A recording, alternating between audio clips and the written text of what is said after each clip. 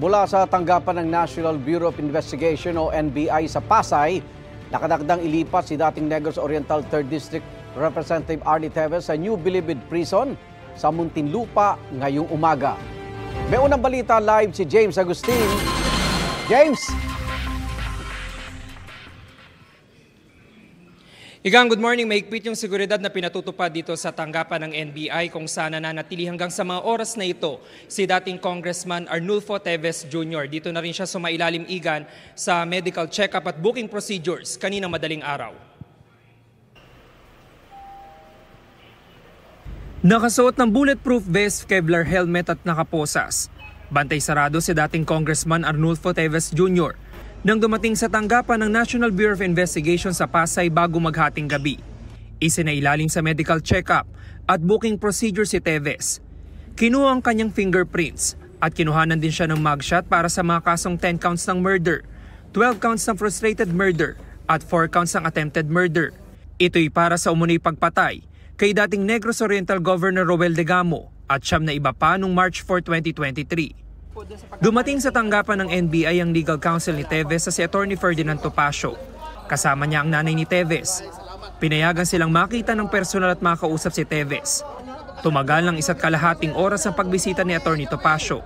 He is in high spirits. He is confident because he is truly innocent, and alam po niya na when we go through the process, he believes that he will be exonerated.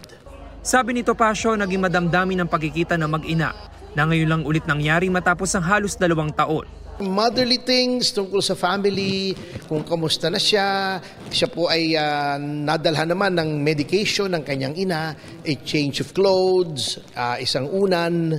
So, nakakatuwa nga hanggang ngayon. At his age ay talagang alagang-alaga pa siya ng kanyang nanay. Wala naman daw iniinda si Teves at nasa maayos siyang kalagayan. Okay naman po, nabigyan siya ng kaukulang pansin naman ng doktor ng NBI, at nandun din po yung kanyang pamangkin na doktor din po na kasama ni Mami Bubot. Sa tanggapan ng NBI, nagpalipas sa magdamag si Teves. Nakatakda siyang ilipat ngayong umaga sa detention facility ng NBI sa New Bilibid Prison sa Muntinlupa.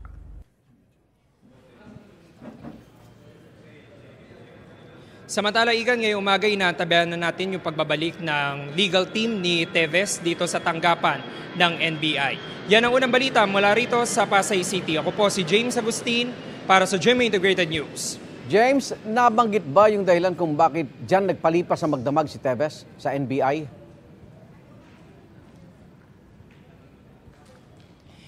Igan, sa paipag-ugnayan natin kay NBI Director Santiago, sinabi niya sa ating kagabi no binabati lahat ng media dito sa lobby ng tanggapan ng NBI na sila na mismo yung nagdesisyon na dito na muna magpalipas sa magdamag dahil nga late na rin natapos yung booking procedure nitong si Teves. Pero doon sa panayam natin kay Atty. Topacio, sinasabi niya for humanitarian reason na rin dahil ilang oras din naman yung naging biyahe nitong si Teves mula sa Timor-Leste pabalik dito sa Pilipinas. Igan.